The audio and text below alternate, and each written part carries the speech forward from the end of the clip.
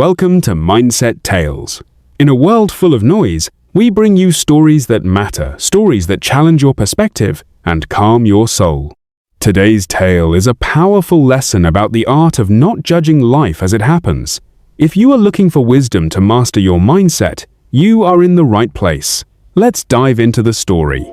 In a world obsessed with instant results and constant labeling, we have lost the art of patience. We live in an era where we judge a person by a post, a life by a single mistake, and a future by a temporary setback. We are so busy categorizing our experiences as good or bad that we fail to see the masterpiece being painted behind the scenes. Today, I want to take you on a journey through an ancient story, a story that challenges everything you think you know about success, failure, and the mystery of life. Once, in a small, forgotten town, lived an old man. To the world, he was poor, barely surviving in a shanty hut. Yet, he was the envy of everyone from the local merchants to the powerful kings of distant lands. Why? Because he owned a white horse of such celestial beauty that no one had ever seen its equal. Kings offered him mountains of gold. They offered him titles, land, and riches beyond imagination. But the old man always declined with a peaceful smile. "For me," he would say, his voice steady and soft, "this is not just a horse. He is a person. He is a soul. He is a friend. Tell me, how can one sell a friend? How can you put a price on a bond that transcends gold?" The townspeople mocked him. They called him a fool. "You are starving,"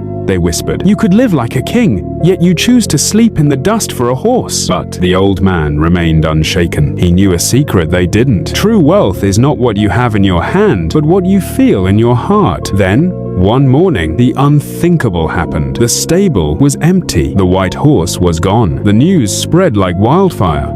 Within an hour, the entire town had gathered outside the old man's hut. Their faces were filled with a twisted kind of satisfaction. "You see, you old fool?" they shouted. "We told you. We knew someone would steal that horse. If you had sold it, you would be wealthy today. Now, the horse is gone, and you have nothing. What a terrible misfortune. What a tragedy." The old man looked at them, his eyes filled with compassion rather than anger. He spoke slowly. "Do not go so far. Do not jump to conclusions. The only fact we know is that the horse is not in the stable. That is the fragment of reality we see. Whether it is a misfortune or a blessing, who can say? This is only the first page of a book. How can you judge the entire story by reading only one sentence?" 15 days passed. Then, in the middle of the night, the sound of galloping hooves echoed through the valley. The white horse hadn't been stolen. It had escaped into the wild, and it didn't return alone. Behind it followed 12 magnificent wild horses, strong and untamed. The townspeople were stunned. They rushed back to the old man, their voices now filled with praise. "Old man, you were right. It wasn't a misfortune at all. It was a miracle. You didn't just get your horse back, you became the richest man in the province. What a wonderful turn of events." The old man sighed, a weary but kind smile on his face. "Again, you are judging based on a fragment. The horse is back, and he has brought others with him. That is the fact. But is it a blessing? Is it a curse? We are only reading the second page. No one knows what the next chapter holds."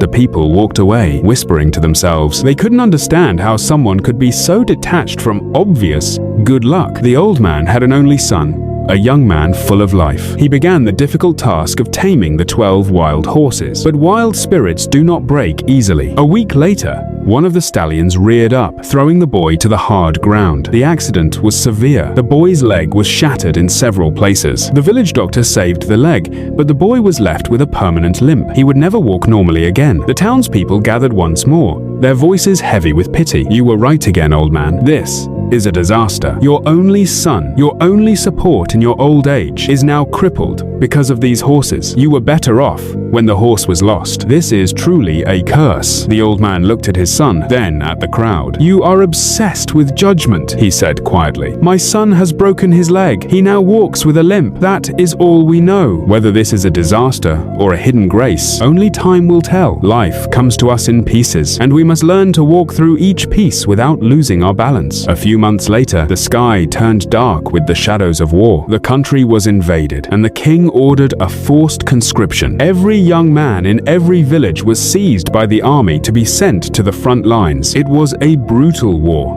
a lost cause. The mothers and fathers of the town wept as their sons were marched away in chains, knowing that most would never return. But they did not take the old man's son. Because of his limp, he was deemed unfit for service. He stayed home